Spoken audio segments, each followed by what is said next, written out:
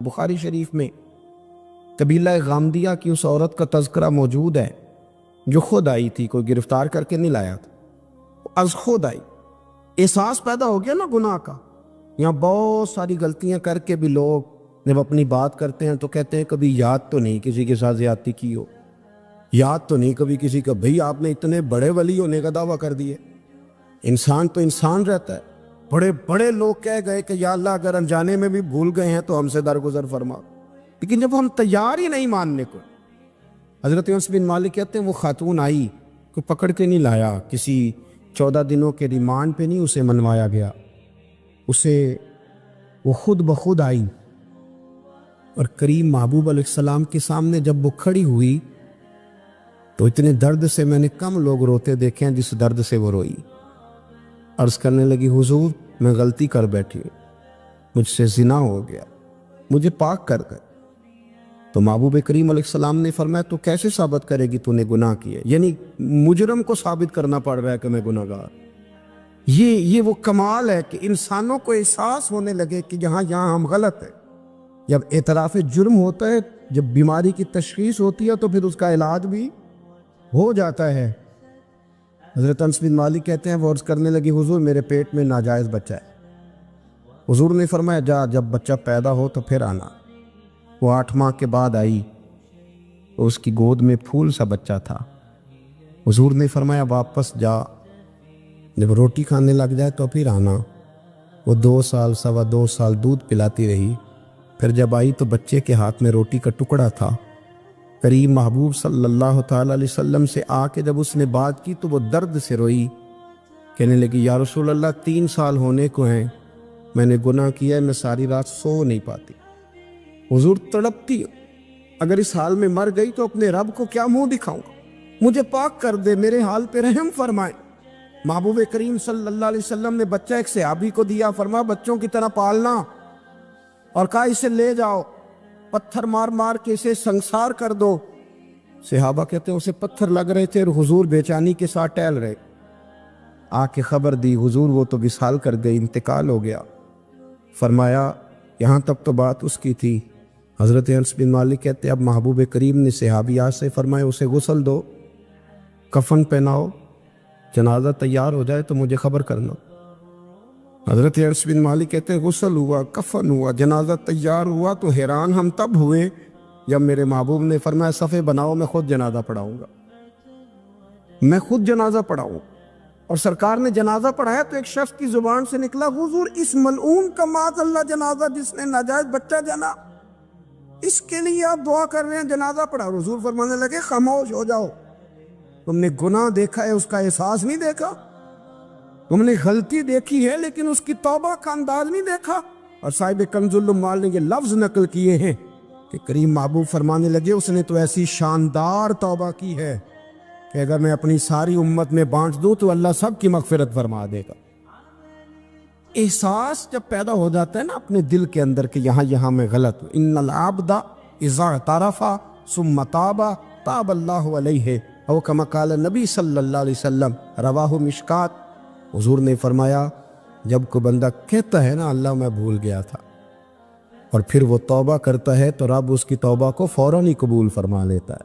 حضرت عبداللہ بن حذافہ جہاد کر رہے تھے، روم کے عیسائیوں نے گرفتار کر لیا، 1000 آدمی نے مل کے پکڑا، گرفتار نہیں ہوتے تھے صحابی، 1000 آدمی نے گھیرا ڈالا، گرفتار کر کے لے گئے۔ اور جب بادشاہ کے سامنے گئے تو وزیر کہنے لگا بادشاہ بندہ بڑے کام کا ہے، اگر ہمارے قابو آ گیا تو فائدہ دے گا، صحابی ہیں حضرت عبداللہ بن حذافہ، حضرت فاروق اعظم کا زمانہ ہے، اگر قابو آ گیا تو فائدہ دے گا۔ بادشاہ کہنے لگا کیوں، کیا خوبی ہے؟ کہنے لگے ہم 1000 آدمی تھے، یہ اکیلا قابو نہیں آ رہا، تو 1000 آدمی تھے، اگر ہماری فوج میں شامل ہو گیا تو بہت بڑا جرنیل ملے گا۔ بادشاہ کہنے لگا کوئی مسئلہ نہیں، 2-3 چیزیں ہوتی ہیں بندے کو خریدنے کے لیے، خرید لیتے ہیں۔ بادشاہ کہنے لگا عبداللہ جتنی دولت تجھے چاہیے میں تجھے دے دیتا ہوں، میرے لشکر میں آ جا، معاذ اللہ اسلام چھوڑ دے۔ حضرت عبداللہ بن حذافہ کیا فرماتے ہیں بڑا تو بیوقوف ہے، میں نے دولت کمانی ہوتی تو مدینے میں بیٹھ کے تجارت کرتا، میں دولت کمانے نہیں نکلا، میں تو رسول اللہ کی رضا کمانے کے لیے نکلا ہوا ہوں۔ دولت کمانی ہوتی تو کسی مارکیٹ میں ہوتا، میدان میں آنا تھا۔ شہادت ہے مطلوب مقصود مومن، نہ مال غنیمت نہ کشور کشائی۔ یہ دولت تو لونڈی ہے رسول اللہ کے دروازے کی، جو تو پیچھے پیچھے پھرتی ہے نبی پاک کے غلاموں۔ یہ کمانی ہوتی تو میں کسی مارکیٹ میں ہوتا، میدان میں تھوڑا ہوتا۔ عبداللہ بن حذافہ سے ایک دوسری چال چلی۔ کہنے لگے میاں عہدہ جو تجھے چاہیے، میں بادشاہ ہوں، میرے نیچے جو عہدہ تو کہے گا وہ تجھے مل جائے گا۔ حضرت عبداللہ بن حذافہ کہنے لگے شاید تجھے پتہ نہیں میری تعریف کیا ہے، شاید تو جانتا نہیں میری تعریف کیا ہے۔ کہا صاحب کی کیا تعریف ہے؟ کہنے لگے میں رسول اللہ کا صحابی ہوں، اور کائنات میں سب سے بڑا عہدہ مصطفیٰ کے صحابی ہونے کا عہدہ ہے۔ صحابہ وہ صحابہ تھے جن کی ہر صبح صبح عید ہوتی تھی، خدا کا قرب حاصل تھا، نبی کی دید ہوتی تھی۔ فرمایا میں نے حضور کے جلوے دیکھے ہوئے ہیں، مجھے عہدے کی ضرورت ہی نہیں، اور میں نے عہدہ لینا ہوتا تو میں سیاست کرتا، میں تو شہادت لینے نکلا ہوں میدان میں، عہدے کا میں نے کیا کرنا ہے؟ اب بادشاہ کہنے لگا اسے قتل کر دو۔ وزیر کہنے لگا نہیں، ایک بات اور ہے، مجھے ایک چال اور چلنے دو۔ کہا وہ کیا؟ کہنے لگے میری بیٹی بڑی خوبصورت ہے، مجھے موقع دو اپنی بیٹی کو سجا بنا کے، وہ جوان جس کی جوانی اتنی بڑی ہے کہ 1000 آدمی مقابلے میں کھڑا نہیں ہوتا، اس جوان کے کمرے میں رات کی تنہائی میں بنا سوار کے بی بی کو بھیجا۔ وہ بی بی کہتی ہے میں ساری رات بن سور کے اس صحابی کے کمرے میں بیٹھی رہی، لیکن یہ کیا شخص تھا، ساری رات ہی مصلے پہ بیٹھا رہا، ساری رات ہی، کچھ دیر تھک جاتا تو یہ کریم رسول پہ درود پڑھنا شروع کر دیتا۔ بی بی کہتی ہے سحری ہو گئی تو میں نے چھو کے دیکھا کہ انسان ہے کہ جن ہے، یہ بندہ ہے کہ فرشتہ ہے، چھو کے دیکھا۔ کہنے لگے پیچھے ہٹ جا۔ میں نے کہا میں نے تو سنا تھا تو 1000 کے مقابلے میں ہے، اور تو اتنا بے حس ہے کہ بنی صبری دلہن بیٹھی ہے، تو نے نظر نہیں کی؟ عبداللہ بن حذافہ، بی بی کہتی ہے نظر پھر نہیں اٹھائی، نظر پھر جھکی ہوئی ہے۔ کہنے لگے بی بی میں مجبور ہوں، اب میرے اوپر کوئی حسن نہیں چلتا، میں نے جلوائے بدوہا کا دیدار کیا ہوا ہے، اب میری نگاہوں میں جچتا نہیں کوئی، اس لیے کہ جیسے میرے سرکار ہے ایسا نہیں کوئی، کبھی بھی اب نہیں کسی کا میرے اوپر جادو چلتا۔ میں نے مصطفیٰ کو اور کہا ذرا پیچھے ہٹ کے بیٹھ، مجھے میرے رسول نے غیر محرم سے بچنے کا حکم دیا ہے، ذرا پیچھے ہٹ کے بیٹھ۔ سحری کا وقت تھا تو بی بی کہتی ہے اس نوجوان کے جملے میرا سینہ چیر گئے، کلیجہ پھٹ گیا، چیخ نکلی، میں کفر کے عالم میں روئی۔ میں نے کہا مجھے بتا تو صحیح، آخر یہ جذبہ کہاں سے ملتا ہے؟ آخر یہ روشنی تو میں نے دیکھی نہیں، کہاں سے آتی ہے؟ ایک میرا باپ ہے جو بنا سور کے مجھے تیرے کمرے میں چھوڑ گیا، بتلا یہ کہاں سے کیف آتے ہیں؟ عبداللہ بن حذافہ کہنے لگے اگر کیف لینا ہے تو بھی میرے مصطفیٰ کا کلمہ پڑھ جا، آجا دروازے رسول پہ جھک جا، مل جائے گا۔ سویرے دروازے پہ باپ آیا بیٹی سے رزلٹ لینے، دروازہ کھولا تو بیٹی نقاب پہنے باہر آئی۔ باپ کہنے لگا کیا بلا؟ کہنے لگی پیچھے ہٹا، تو غیر محرم ہے، کافر ہے، میں مسلمان ہوں۔ اس نے کہا کیا ہوا؟ کہنے لگی تیرے جیسے کو باپ کہوں، تیرے جیسے کو جو مجھے استعمال کر رہا تھا؟ میں تجھے باپ نہیں مانتی، میں اب رسول والی ہو گئی، میں حضرت فاطمہ کی کنیزہ ہو گئی، میں اب نبی کریم کی خادمہ ہوں، خبردار میرے قریب نہ آنا۔ یہ داؤ بھی ناکام ہوا۔ اب حضرت عبداللہ بن حذافہ کے سامنے موت کھڑی کی، ایک کڑا میں تیل گرم کیا، کہنے لگے تجھے اس میں جلایا جائے گا۔ حضرت عبداللہ بن حذافہ رضی اللہ تعالیٰ عنہ جب جلنے کے قریب ہوئے تو رونے لگے۔ روم کا بادشاہ کہنے لگا شاید ڈر گیا ہے، کہنے لگے اب سمجھ آئی ہے، اب تجھے پتہ چلا ہے، چلا آ جا۔ حضرت عبداللہ بن حذافہ کہنے لگے تو کافر ہے، تیری کافروں والی سوچ ہے، اس لیے نہیں رویا کہ موت سے ڈر گیا ہوں، میں تو اس لیے رویا ہوں کہ ایک جان ہے وہ نبی پاک پہ قربان ہو رہی ہے، کاش رب مجھے 1000 جان دیتا، میں ساری مصطفیٰ پہ قربان کر دیتا۔ ایک سنار نے گلی میں یتیم چھوٹے سے بچے کو گھومتے دیکھا تو سنار بے اولاد تھا، بچے کو اٹھا کے گھر لے آیا، 18 سال اس بچے کی پرورش کی، اس کو پالا پوسا، جوان کیا۔ سنار کے پاس وہ دکان پہ چلا جاتا، وہ کئی دفعہ دکان پہ رہتا، کئی دفعہ گھر میں رہتا۔ ایک دفعہ وہ دکان پہ تھا، بچہ گھر تھا، 18 سال کا جوان، اس کی بیوی اکیلی تھی۔ وہ جس نے ماں بن کے پالا تھا اس نے اسی پہ حملہ کر دیا، اس کا بازو بری نیت سے تھاما۔ بیوی چیخی، تھوڑی دیر گزری تو وہ نوجوان پیروں میں بیٹھ گیا، کہنے لگا اماں پتہ نہیں مجھے کیا ہوا۔ شام کو سنار آیا، بیوی چیخنے لگی، چلانے لگی، کہنے لگی آج عجیب بات ہوئی، جس کو میں نے جگر کا خون دے دے کے پالا اسی نے گندی نظر ڈالی۔ سنار محو حیرت ہے، بیوی کا خیال تھا کہ لات اٹھائے گا، ڈنڈا اٹھائے گا، نوجوان کو مارے گا، لیکن وہ رونے لگ گیا۔ اس نے کہا آج اس نے میرا بازو تھاما ہے، جانے کیا کیا ہے۔ پریشان ہونے لگ گیا، سجدے میں گر گیا، کہ تو بتاتا کیوں نہیں؟ تو وہ سنار کہنے لگا اس کی غلطی نہیں، 18 سال کے بعد آج مجھ پر بھی شیطان سوار ہوا تھا۔ ایک عورت آئی تھی، وہ اپنے بازوؤں میں چوڑیاں پہننا چاہتی تھی تو میں نے بھی گندی نظر سے ہاتھ ڈالا تھا، رب کریم نے مجھے فوراً اس کی سزا دی۔ جن کے گھروں میں بیٹیاں ہوتی ہیں ان کی نظریں گندی نہیں ہوتی، جو بیٹیوں کے باپ ہوتے ہیں، جو بہنوں کے بھائی ہوتے ہیں، ان کی نظریں گندی۔ اور اگر تو ٹیلی فون کرتا ہے، تو کسی عورت کے ساتھ تعلق رکھتا ہے تو یہ بات لکھ لے، امام فخر الدین رازی 1، علامہ اسماعیل حقی 2، ملا جلال الدین رومی 3، امام خازن 4، امام جلال الدین سیوطی 5 حدیث کے استاد اور محدث لکھتے ہیں کہ اگر تو کسی پر گندی نظر ڈالے گا تو تیرا گھر بچ سکتا، یاد رکھ نہیں بچے، اس لیے کہ تیری نظر ہے، کسی کی بیٹی کو بیٹی سمجھ تاکہ تیری بچی کا پردہ قائم رہے، کسی کی بہن کو، یہ کیا بات ہوئی کہ تو جتنا مرضی گند معاشرے میں پھیلاتا رہے تیرا گھر بچا رہے، یہ کیسے ہو سکتا ہے؟ فَإِنَّ لَهُ مَعِيشَةً ضَنْكَ، اللہ فرماتے ہیں زندگی تنگ ہو جائے گی تیرے لیے مشکل، تو ڈھونڈتا پھرے گا کہ میں مرنے کو جگہ تلاش کروں۔ سچی توبہ کرے، کھری توبہ۔ یہ گناہ انسان کو مجبور کر دیتے۔ حضرت عبداللہ بن مبارک رحمۃ اللہ تعالیٰ علیہ، ان کے سینکڑوں شاگرد تھے، ایک شاگرد کے انتقال کا وقت آیا تو گھر گئے ملنے، آپ کہتے ہیں میں نے زور لگا لیا پر اس کی زبان پر کلمہ جاری نہیں ہوا، میں اسے کہتا کلمہ پڑھ پر اس کی زبان پر جاری، اللہ اکبر، بہت بڑی نعمت ہے، دعا فرمائیں اللہ ایمان کی موت عطا فرما، ایمان کی موت دے اللہ کریم، ایمان کی موت دے۔ ایسے بھی لوگ دیکھیں ہیں، مسجد نبوی ہے، رسول اللہ کا شہر ہے، سر سجدے میں ہے، روح پرواز کر گئی، روح پر کتنا نصیبوں والا ہے، کتنا نصیبوں والا کہ مسجد نبی میں سر سجدے میں رکھا ہے، اور اللہ تبارک و تعالیٰ نے محبوب کے قدموں میں موت عطا فرمائی۔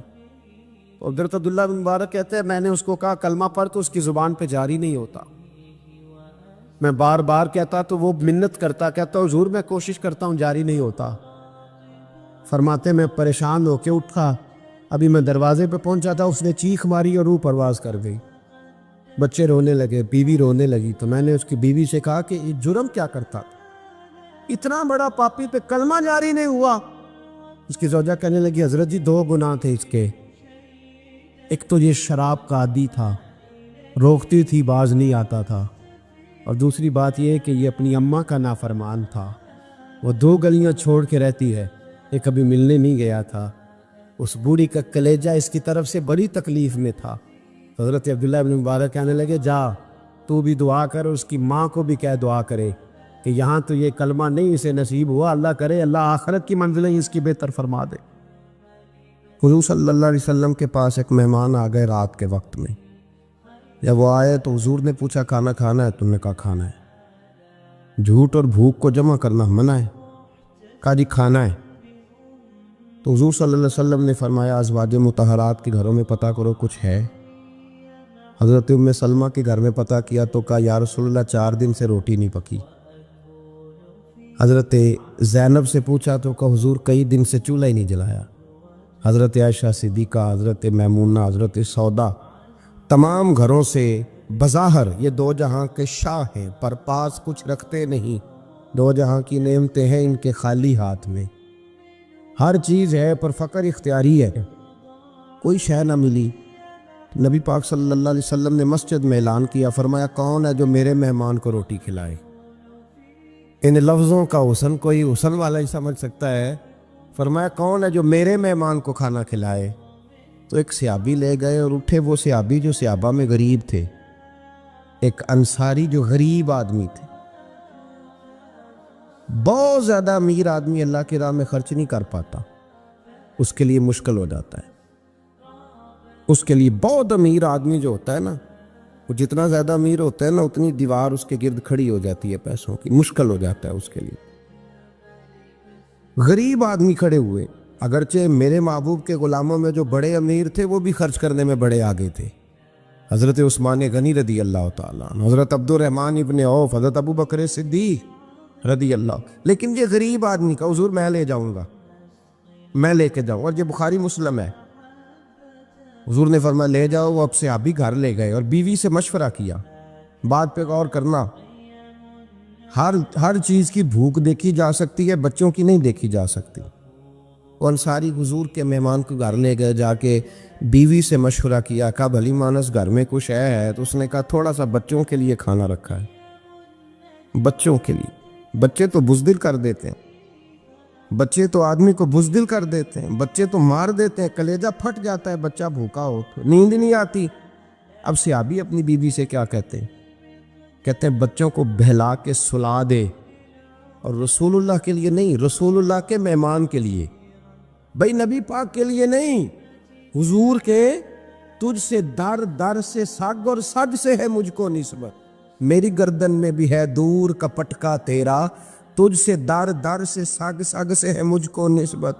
لمبی بات ہے کہ بچوں کو سلا دو۔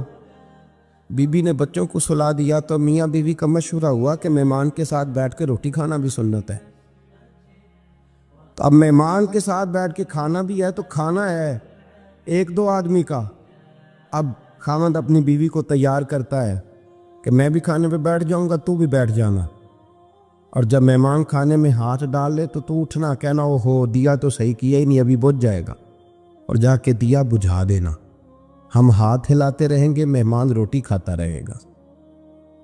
اور یار اس درد کو، اس کیف کو سمجھو، گھر میں بچے بھی بھوکے، بچوں کی ماں بھی بھوکی، بچوں کا باپ بھی بھوکا، دسترخوان پہ روٹی لگ گئی، روٹیاں چون ڈالیں، بی بی اٹھی کہنے لگی او ہو چراغ تو صحیح کیا ہی نہیں، یہ تو بجھ جائے گا۔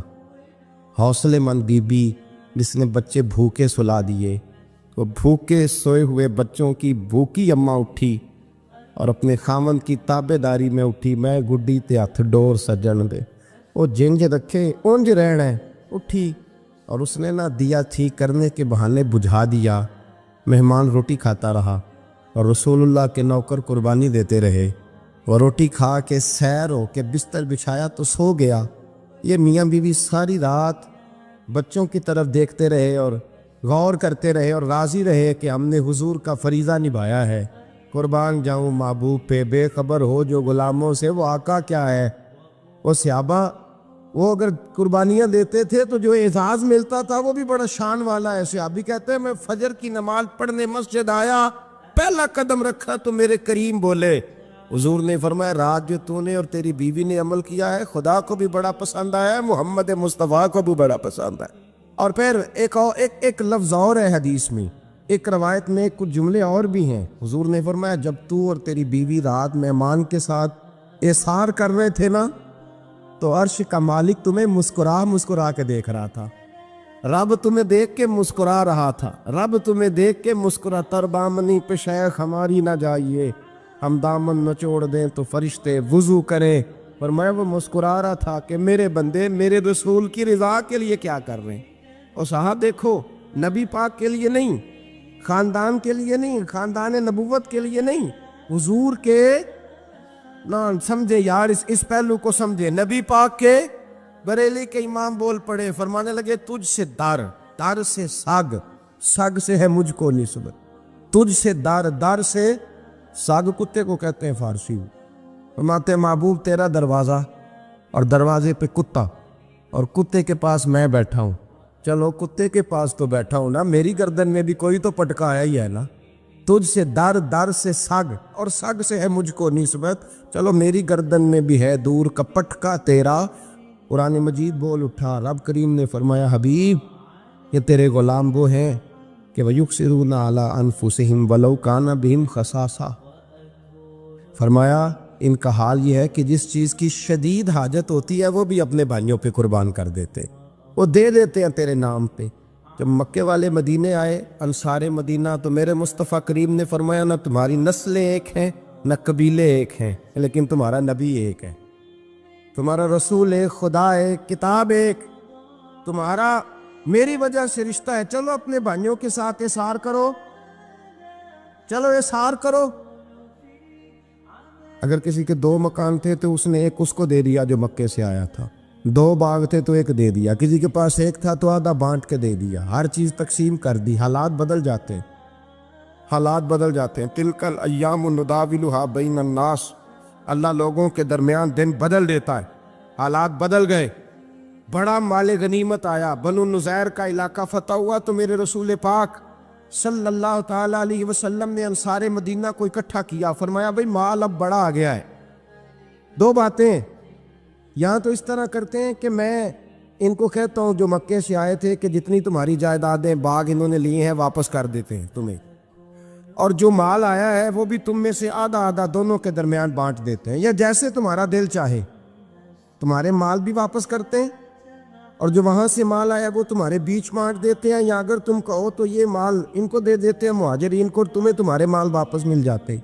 حضور نے پوچھا انصار مدینہ سے، حضرت سعد بن معاذ، سعد بن عبادہ تڑپ کے کھڑے ہوئے، عرض کی محبوبہ میں تو ابو بکر کو جانتا ہی نہیں تھا، حضور مجھے کیا پتا عمر کون ہے، میں کیا جانوں عثمان غنی مولا علی کی عظمتوں کو، محبوبہ میں نے تو تجھے ان کی طرف مسکرا کے دیکھتے ہوئے دیکھا ہے، تیرا جلوہ دیکھا ہے، تجھ سے در در سے ساگ ساگ سے ہے مجھ کو نسبت، یا رسول اللہ صلی اللہ علیہ وسلم ہم سے مشورہ نہ کریں، آپ اس طرح کریں جو جائیدادیں ہم نے انہیں دی ہیں وہ بھی ان کے پاس رہنے دیں، اور جو مال آیا ہے وہ بھی ان میں تقسیم کر دیں، اس لیے کہ ہمیں تو بس اتنا پتہ ہے کہ یہ آپ کے غلام ہیں، آپ کے نوکر ہیں، ہمیں اس سے زیادہ کسی چیز کے کوئی غرض، بس آپ کے غلام ہیں، بات ختم ہو گئی۔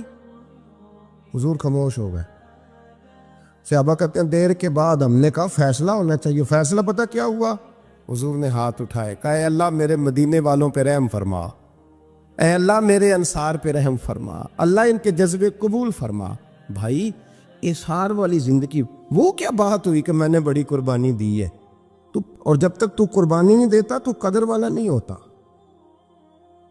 جو چیز قربانی سے حاصل ہوتی ہے اس کی قدر ہوتی ہے، جو چیز مفت میں آ جاتی ہے اس کی کوئی قدر نہیں ہوتی، کوئی قدر نہیں۔ میں اکثر سوچتا ہوں کہ حضرت خواجہ اجمیری کے خلیفے اجمیر میں بھی تو ہونے چاہیے تھے نا، لیکن ان کے خلیفے اجمیر میں نہیں ہوئے، دلی میں ہوئے۔ تو میں سوچتا ہوں دلی والوں کے خلیفے دلی میں ہونے چاہیے، لیکن دلی میں نہیں ہوئے، پاک پتن میں ہوئے، تو پاک پتن والوں کے یہاں ہو جاتے، اس لیے کہ قربانی جو دیتا ہے نا، جو دور سے چل کے آتا ہے وہ قربانی کرتا ہے، قربانی دیتا ہے، اس کو قدر زیادہ ہوتی ہے۔ ہم نے کسی شے کے لیے کبھی قربانی نہیں دی، نہ دین کے لیے، نہ قرآن کے لیے، نہ مسجد کے لیے، نہ شیخ کے لیے، نہ طریقت کے لیے، قربانی تو ہے ہی نہیں۔ تو جو شے مفت ملتی ہے اس کا نہ مزہ آتا ہے نہ قدر ہوتی ہے۔ جو چیز قربانی کر کے لیتے ہو نا، قربانی کر کے، اس کی قدر ہوتی ہے۔ کسی لیے کہا تھا کسی درویش نے، اس نے کہا تھا قدر نبیدہ ایک کی جانن دنیا دار کمینے، قدر نبیدہ جانن والے سو گئے وچ مدینے۔ ان سے پوچھو نا، ان سے پوچھو ان حضرات کو کتنی قدر تھی۔ قربانی اپنی زندگی میں دینا سیکھیں۔ ایک ہوتی ہے بندے کی ذاتی خواہش، اس کو کچلنا بڑا مشکل ہوتا ہے۔ قربانی بڑی ضروری چیز کا نام ہے، اور جو قربانی دینا سیکھ جاتا ہے وہ بچ جاتا ہے۔ کتیا 6 بچے جنم دیتی ہے لیکن قربانی نہیں نہ دیتی بچوں کی، تو ریوڑ نہیں بنتے، اجڑ نہیں بنتے۔ بکری 2 بچے پیدا کرتی ہے اور سال کے بعد ہزاروں بچوں، لاکھوں بچوں کی قربانی دیتی ہے، پر پھر بھی جدھر جاؤ بکرے ہی بکرے نظر آتے ہیں۔ جو قربانی دینا سیکھ جاتا ہے نا، یزید نے کوئی قربانی نہیں دی، اس لیے کوئی شخص بھی کھڑا ہو کے نہیں کہتا، حالانکہ 14-15 بیٹے تھے یزید کے، کوئی بھی کھڑا ہو کے نہیں کہتا میں اس کی نسل میں سے ہوں۔ امام حسین نے ساری قربانی دے دی۔ ایک زین العابدین بچے تھے، پوری دنیا میں اللہ نے سید عطا فرمائے ہوئے ہیں۔ جو قربانی دینا سیکھ جاتا ہے وہ بچ جاتا ہے۔ ہم نا قربانی کیا، ہمارے پاس تو اضافی شے ہے وہی دینے کو تیار نہیں۔ جب آپ تیار ہی نہیں تو سودا ہی نہیں کر، آپ نکلے ہی نہیں میدان میں، تو حاصل کیسے ہو؟ حصول تو تب ہوگا نا جب آپ کوئی انویسٹمنٹ کریں گے. تو آپ انویسٹ ہی نہیں کر رہے تو بھائی آپ نے پودا ہی نہیں لگایا تو پھل کیسے ملے؟ قربانی نہیں دی تو وہ درجہ کیسے ملے؟ اس کے لیے تو قربانی ضروری ہے. اب تمام صحابہ کی زندگی پڑھ لیں، حضرت ابو بکر سے لے کر حضرت بلال تک، یہ سارے قربانی والے ہیں. آپ تمام اولیاء کی صفت پڑھ لیں، حضرت غوث اعظم، جیلانی، داتا علی اجویری، خواجہ معین الدین، یہ سب قربانی والے لوگ ہیں. قربانی دیتے رہے تو بچے ہوئے ہیں. ان کے جو ساتھ تھے وہ بھی قربانیوں والے تھے. قربانی حصہ ہے طریقت کا، قربانی ضروری ہے. اور ہمارے صوفیاء تو کہتے ہیں جس شخص نے تصوف میں آ کے قربانی نہیں دی.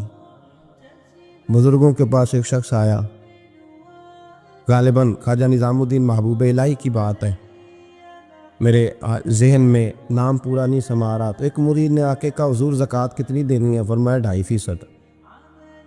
تھوڑی دیر کے بعد حضرت نصیر الدین چراغ دہلوی آ گئے، کہا حضور اللہ کے راستے میں کتنے دینے ہیں؟ فرمایا 50%. ایک ساتھی قریب بیٹھا تھا، اس نے کہا پہلے کے لیے 2.5% کا فتویٰ تھا، اس کو کہہ دیا آدھے دے دے. چند منٹ گزرے تو حضرت امیر خسرو بھی آ گئے، کہا حضور زکوٰۃ کتنی دینی ہے؟ فرمایا جو ہے سارا ہی لے آ، تیری 100% ہے. تو وہ ساتھی جو قریب بیٹھے تھے اس نے کہا بابا فتوے علیحدہ علیحدہ ہیں. فرمایا فتویٰ ایک ہی ہے، بندے علیحدہ علیحدہ ہیں. فتویٰ ایک ہی ہے، مجھے پتہ ہے کون کتنے دے سکتا ہے. وہ جس کو میں نے 2.5% کہا ہے وہ بھی جا کے حساب کتاب کرے گا، اس نے 2.5 بھی پورا نہیں دینا. اور فرمایا جس امیر خسرو کو میں نے کہا نا سارا لے آ، اس کا دل کرے گا میں اپنا مکان بھی توڑ کے لے آؤں. میں نے فتویٰ ایک ہے، بندہ دیکھ کے بات کی ہے. بھائی قربانی نہیں ہے، اظہار ہی نہیں ہے، جذبہ ہی نہیں ہے، ہمارا مزاج ہی نہیں ہے. لیکن نا یہ اب ایک تو شریعت کی قربانی ہے نا یہ، تو اس پہ بھی لوگ بڑا سوچیں گے، اس پہ بھی لوگ بڑا سوچیں گے. فتوے پوچھتے پھریں گے کہ جی میرے اوپر تو ابھی میں نے تو 15,500 قرضہ دینا ہے، دوں کہ نہ دوں، کون سی دوں؟ فتوے پوچھیں گے. دینے کی دفعہ فتوے پوچھیں گے اور لینے کی دفعہ چھٹی، جو آتا ہے آنے دو. کبھی لینے کی دفعہ بھی فتویٰ پوچھنا صاحب کہ یہ مجھے اتنا مال آ رہا لے لوں کہ نہ لوں. وہ لے لیا، قابو کر لیا. جب دینے کی باری آئی تو فتویٰ احصار کرے. اور احصار صفت ہے مسلمان کی، یہ احصار کرنے لگتا ہے تو بچنے لگ جاتا ہے، اس کا فائدہ ہونے لگ جاتا ہے. قربانی دینے لگ جاتا ہے تو بچ جاتا ہے. کسی نے کہا تھا سن اے مسلمان، یہ نقطہ فیض قرآنی میں ہے، عظمت و اسلام اور مسلم صرف قربانی میں ہے. اگر تو جینا چاہتا ہے تو قربان ہو. حضرت سیدنا ابو بکر صدیق فرماتے ہیں میں حضور کے سامنے بیٹھا، ایک شخص آیا، اس نے آ کر کے کہا یا رسول اللہ صلی اللہ تعالی علیہ وآلہ وسلم، یہ میرے ہاتھ کے اندر خنجر ہے، میں قتل کر کے آیا ہوں. قاتل کھڑا ہوا. ایک طرف قرآن مجید کا حکم ہے کہ جس نے ایک آدمی کو قتل کیا پوری انسانیت کو قتل کیا. حضور یہ خنجر ہے، قتل کر کے آیا ہوں. میرے مصطفیٰ نے فرمایا کس کو قتل کیا؟ عرض کی حضور سگی بہن کو مارا ہے. سگی بہن تھی، میں نے قتل کر دی. میرے نبی پاک صلی اللہ علیہ وسلم نے فرمایا کیوں مارا؟ پیار نہیں تھا؟ کہا محبوبہ بہن سے کس کو پیار نہیں ہوتا، بڑا پیار تھا، پر مارا کیوں؟ تو صحابی رونے لگے، کہنے لگے محبوبہ میں بڑا پیار کرتا تھا، پر وہ کافرہ تھی، مشرکہ تھی، بڑا پیار کرتا تھا. جب بھی اس کے پاس جاتا وہ آپ کے بارے میں بات چھیڑ دیتی. میں اس کو کہتا سارا کچھ کر لے، میرے نبی کے بارے میں بات نہ کر دو. میں ہر شے سہ لیتا، پر مصطفیٰ کریم کی ذات کے بارے میں کوئی بات برداشت کرنے کی طاقت نہیں رکھتا. یہ والا جملہ نہ کہنا. میں اس کو روکتا، منع کرتا، وہ باز نہ آتی. کہتے ہیں آج اس نے اتنی سخت بات کی کہ میں اس کا گلا کاٹ آیا ہوں، قتل کر دیا ہے. حضور میرے لیے حکم کیا ہے؟ تو نبی پاک نے فرمایا جا، تیرے اوپر کوئی سزا نہیں، تو نے جو کیا ہے اچھا ہی کیا ہے، نہیں اچھا کر ڈالا ہے جو تو نے کیا ہے. ایک صحابی نابینا تھے، آنکھوں سے نظر نہیں آتا تھا، رشتہ کوئی نہیں دیتا تھا، معذور آدمی تھے. نکاح ہوا، شادی ہوئی، 2 بیٹے دیے اللہ، گھر بس گیا، بیوی کپڑے دھو کے دیتی، خدمت کرتی، روٹی پکا کے دیتی، بچے بڑے حسین تھے. اور وہ صحابی خود فرماتے ہیں، نابینا صحابی کہتے ہیں موتیوں کی طرح کے میرے بچے، جو بھی آتا آ کے کہتا تیرے موتیوں کی طرح کے لال ہیں. لیکن آپ فرماتے ہیں ایک صبح اعلان ہو گیا، مدینے میں شور ہو گیا کہ اس نابینا صحابی کی بیوی قتل ہو گئی، کسی نے خنجر کے دبایا، مر گئی ہے. کہتے ہیں اس کے لواحقین اکٹھے ہوئے، در رسالت امام پہ آئے، آگے کہنے لگے حضور ہمارا قاتل ڈھونڈ کے دیں، ہماری بیٹی کو کس نے مارا؟ میرے رسول پاک نے مجمع پہ نظر ڈالی، فرمایا بھائی مجھے کہنے کی ضرورت نہ پڑے، اگر قاتل موجود ہے تو خود اٹھ جائے۔ خود اٹھے۔ وہ نبینا صحابی بیچ میں سے اٹھ کے کھڑے ہو گئے، کہنے لگے سونیا قاتل کوئی باہر نہیں، میں خود قاتل ہوں، میں نے مارا ہے، میں قاتل ہوں، میں نے مارا ہے۔ مصطفیٰ کریم سید عالم صلی اللہ علیہ وسلم نے فرمایا تجھے تو اس کی بڑی ضرورت تھی، بڑی حاجت تھی، تیری بیوی تھی، تیرا گھر سنبھالتی تھی، تیرے بچے تھے۔ صحابی عرض کرنے لگے حضور سارا کچھ ٹھیک تھا پر وہ آپ کی بے ادب تھی حضور، اس کے آنے سے میرا گھر بس گیا، روٹی پکنے لگی، کپڑے ملنے لگے، اولاد ہونے لگی، میں دنیا پہ آ گیا، لیکن محبوبہ میں نے وہ سکھ کیا کرنے ہیں جو تیری بے ادبی پر تعمیر کیے جائیں۔ یا رسول اللہ مجھے کیا حاجت اس چیز کی، اس میں آپ کا پیار ہی نہ ہو، یا رسول اللہ آپ کی محبت ہی نہ، حضور میں نے قتل کر ڈالا ہے، مجھے بیوی نہیں چاہیے، مجھے وہ والی چاہیے جس کی زبان پر رسول اللہ کے نام کے ترانے ہو، جو حضور کی محفل کرنے والی ہو، نعت پڑھنے والی ہو، جو نبی پاک علیہ السلام کی ازواج کا، اولاد کا، بیٹیوں کا ذکر کرنے والی۔ مجھے وہ بی بی نہیں چاہیے جو بی بی بے ادبی کرے۔ میرے نبی پاک صلی اللہ علیہ وسلم نے محلے داروں سے پوچھا، فرمایا بات اس کی ٹھیک ہے؟ کہا حضور واقعی بے ادب تھی۔ نبی پاک نے فرمایا اٹھو پھر چلے جاؤ، اس نے انسان نہیں مارا، اس نے گستاخ رسول کو مارا ہے، اس نے ایک گستاخ رسول کو مارا ہے۔ بھائی یاد رکھے نبی پاک کا پیار ایمان کا حصہ ہے، اس میں کوئی کمپرومائز نہیں۔ حضرت ابو عبادہ بن جراح نے میدان کے اندر اپنے باپ کو قتل کیا، باپ کو مارا۔ حضور سید عالم صلی اللہ علیہ وسلم نے کہا ابو عبادہ تو نے باپ ہی مار دیا ہے؟ کہا حضور باپ نہیں چاہیے، رسول اللہ کا وفادار چاہیے، حضور وفادار چاہیے۔ نبی پاک صلی اللہ تعالی علیہ وآلہ وسلم کی محبت اصل دین ہے، اصل دین۔ صحابہ کرام نے ہر چیز سے بڑھ کر رسول پاک سے پیار کیا، ہر چیز سے بڑھ کر، بھلا دی دنیا ساری انہوں نے، لیکن رسول پاک سید عالم صلی اللہ علیہ وسلم کا پیار انہوں نے اپنے دل سے نہیں بلایا، اپنی اولادیں لا کے حضور کی خدمت میں پیش کر دی، اپنے بچے لا کر پیش کر۔ حضرت عائشہ صدیقہ رضی اللہ تعالیٰ عنہ فرماتی ہیں ساری زندگی ابو بکر صدیق نے ڈانٹا نہیں، میرا باپ رفیق تھا، شفیق تھا، مہربان تھے، کوئی کبھی انہوں نے سخت گھورا بھی نہیں ہماری طرف۔ لیکن کہتی ہے ایک دن میں حضور کے ساتھ گفتگو کر رہی تھی، بچی تھی، میری آواز ذرا بلند ہوئی تو کہتے ہیں جناب ابو بکر صدیق رضی اللہ تعالیٰ عنہ باہر سے دوڑے آئے، اندر آئے، حضرت ابو بکر نے تھپڑ اٹھایا، میرے منہ پہ مارنے لگے، حضور آگے بڑھے، بچایا۔ میں نے کہا ابا جی آپ نے تو گھورا بھی کبھی نہیں، یہ کیا ہوا؟ حضرت جناب عائشہ صدیقہ کہتے ہیں ابو بکر صدیق رو پڑے، کہنے لگے عائشہ میرے اوپر سے پہاڑ بھی گزر جائیں تو مجھے تکلیف نہیں ہوتی، اور میرے مصطفیٰ کے سامنے کوئی اونچا بولے بھی تو میرا دل ٹوٹ جاتا ہے۔ خبردار، حضور سید عالم، حضرت عمر کا زمانہ تھا، کچھ لوگ آئے کہیں اور کے رہنے والے، مسجد نبی میں اونچی آواز میں بولنے لگے، اونچی آواز میں باتیں کرنے لگے۔ حضرت عمر نے بلایا، فرمایا ادھر آؤ، کون ہو، کہاں سے آئے ہو؟ کہنے لگے کوئی شام کا ہے، کوئی کسی ملک کا ہے۔ آپ فرمانے لگے تمہیں پتہ نہیں یہ روضہ رسول ہے؟ تمہیں پتہ نہیں یہ حضور کی مسجد ہے؟ لا ترفعوا اصواتکم فوق صوت النبی، تمہیں خبر نہیں تم کہاں آئے ہو؟ فرمایا اگر تم مدینے کے رہنے والے ہوتے میں تمہیں دروں سے مارتا، تمہیں سزا دیتا۔ تمہیں ادب رسول کا نہیں پتا، تمہیں رسول اللہ صلی اللہ علیہ وسلم کے طریقے کا نہیں پتا۔ نبی پاک صلی اللہ علیہ وسلم کے وجود سے خون نکلا، حضور نے حضرت عبداللہ بن زبیر سے کہا ٹھکانے لگا دو، جاؤ ٹھکانے لگا دو، ایسی جگہ لگاؤ جہاں کسی کی نظر نہ پڑے، خون بہتا ہوا خون حرام ہے، قرآن پاک نے بیان کیا ہے، کہا ٹھکانے لگا دو۔ حضرت عبداللہ بن زبیر باہر نکلے اور حضور کا جو خون تھا وہ پی گئے۔ حضور نے کہا تھا پی لینا، کیا کہا تھا؟ ٹھکانے لگا دو، پی گئے۔ واپس آئے تو مصطفیٰ نے فرمایا کہاں ٹھکانے لگایا؟ کہا یا رسول اللہ ایسی جگہ جہاں کسی کی نظر نہیں پڑے گی، ایسی جگہ جہاں کسی کی نظر نہیں پڑے گی۔ حضور نے فرمایا پی گئے ہو؟ کہا حضور پی گیا ہوں۔ فرمایا جاؤ، نبی کا وعدہ ہے تمہارے وجود کو جہنم کی آگ چھوئے گی بھی نہیں۔ ہم وہ والا پیار کرتے ہیں جو حضور نے کہا ہے۔ حضرت ام احمد نبی پاک کی دائی تھی، حضور کی رضائی والدہ تھی، سرکار کی طبیعت مبارک علیل ہوئی تو حضور نے نا، ویسے نبی پاک جب پخانہ کرتے تھے نا تو حضرت عائشہ صدیقہ فرماتی ہیں حضور کے پخانے سے کستوری سے بھی زیادہ خوشبو آیا کرتی۔ اور آپ حضرت انس بن مالک فرماتے ہیں حضور کھیتوں میں پخانے کے لیے جاتے، میں ساتھ جاتا، جہاں نبی پاک صلی اللہ علیہ وسلم پخانہ کرتے میں وہاں جا کے دیکھتا تو کوئی شے نہ ہوتی۔ میں کہتا حضور کہاں گیا؟ اللہ کے رسول فرماتے جب میں پخانہ کرتا ہوں تو زمین کھل جاتی ہے، میرا پخانہ اندر سمو لیتی ہے۔ حضور کے پخانے اور پیشاب سے کستوری کی خوشبو آتی تھی، کستوری کی خوشبو آتی تھی۔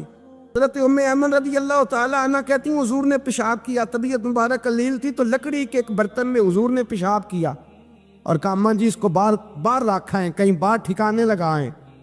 حضرت ام ایمن کہتی ہے میں نے اسے ہاتھ لگایا تو میرے وجود سے بھی خوشبو آنے لگی، میرا جسم مہکنے لگا۔ حضرت ام ایمن کہتی ہے میں باہر جا کے نکال کے دکھاؤ کسی حدیث سے کہ رسول پاک نے فرمایا ہو میرا پخانہ پی جانا۔ حضرت ام ایمن باہر گئیں، نبی پاک کا پیشاب مبارک پی گئیں، واپس آئیں تو حضور نے فرمایا اماں کہاں رکھا ہے؟ کہنے لگی محبوبہ وہاں رکھا ہے، کسی کی نظر نہیں پڑے گی۔ حضور نے فرمایا پی گئی ہو؟ کہا حضور پی گئی ہوں۔ فرمایا جاؤ میرا وعدہ ہے قیامت تک تمہیں پیٹ کی بیماری کوئی نہیں لگے گی، جب تک زندہ رہو گی پیٹ کی بیماری۔ حضور نے کہا تھا کہ پی جاؤ نا۔ بھائی یاد رکھیں رسول اللہ صلی اللہ علیہ وسلم کے صحابہ جو حضور کی تعظیم کرتے ہیں تو اس کا حکم نہیں دیا نبی پاک، لیکن وہ جانتے جب تعظیم کی باری آئے تو جو بھی کام تعظیم کا ہوگا، جو کام بھی عزت کا ہوگا وہ عزت دی جائے گی۔ ایک صحابی حضور علیہ السلام کی گھوڑے کو کجاوا بالا کرتے تھے، کاٹھی ڈالتے تھے۔ حضور نے کہیں نہیں کہا کہ وضو کر کے ڈالنا، غسل کر کے ڈالنا، کہیں نہیں کہا۔ رسول پاک صلی اللہ علیہ وسلم رات کو کہہ دیتے کہ صبح جانا ہے تو گھوڑا تیار کر دینا، اونٹ تیار کر دینا۔ ایک دن اللہ کے محبوب سویرے اٹھے، گھوڑا تیار تھا، حضور بیٹھے تشریف لے گئے۔ جب تشریف لے گئے نبی پاک صلی اللہ علیہ وسلم تو حضور واپس آئے تو بلایا، ان سے صحابی کا نام تھا حضرت اسلم بن شریک، ان کو بلا کے حضور نے فرمایا یار آج کجاوا تو نے نہیں باندھا۔ وہ رونے لگے، کہنے لگے محبوبہ اس کا مطلب ہے میرا باندھنا آپ کو پسند آتا ہے، اس کا مطلب ہے میری خدمت قبول ہے۔ فرمایا تو نے نہیں باندھا؟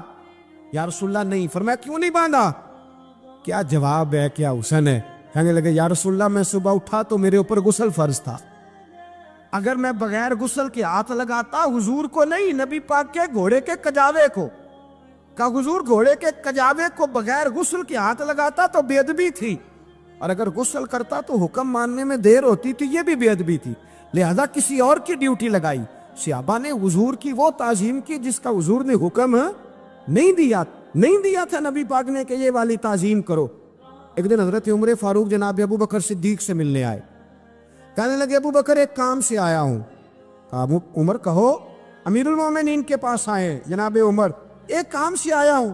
کہیے۔ کہنے لگے ایک شے کی ضرورت ہے، مانگوں گا تو آپ دے دیں گے؟